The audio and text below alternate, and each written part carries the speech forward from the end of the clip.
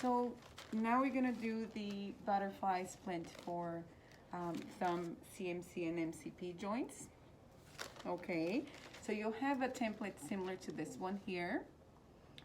And you trace it. You will make it slightly smaller if it's a smaller hand. You just cut your template. So this is your pattern that we cut out.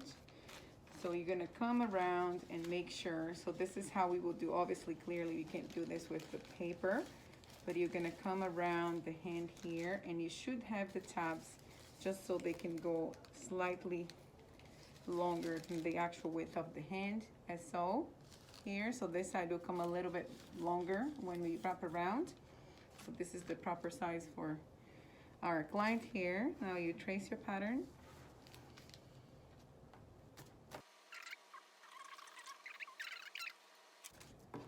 And once you have it here, you can, if you're using a thicker material, you can heat up to cut it, or if it's a thinner material, so normally for this one we use the thinnest material possible, which is 1.6 millimeters.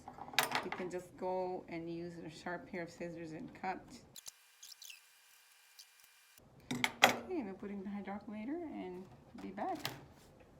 So you take your heated thermoplastic and you're going to place it on your patient, I mean your client. You're going to start with your tab in the center of the splint in between the index and thumb through the web space.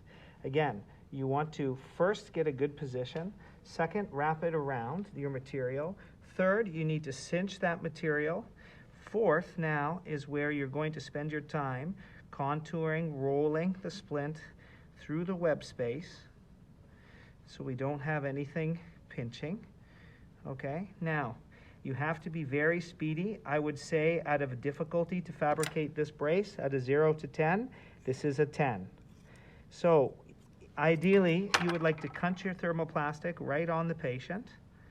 You're gonna place them in a lateral pinch very, very gently, and as they're gently holding that position, we're going to try to wrap around this flap and seal it.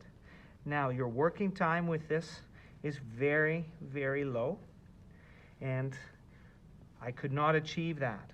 Now what I'm going to do is focus my time on contouring my material around the dorsum as well as volar aspect of the hand.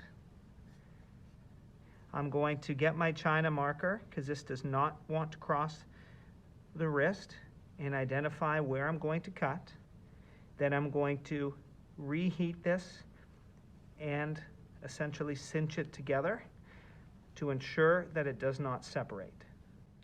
So what we're going to do with our China marker, ideally we would want the dorsal flap to be between the third and fourth metacarpal.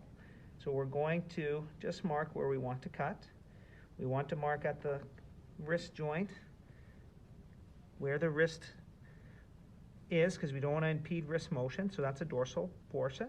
And we're just going to do the same over the volar portion.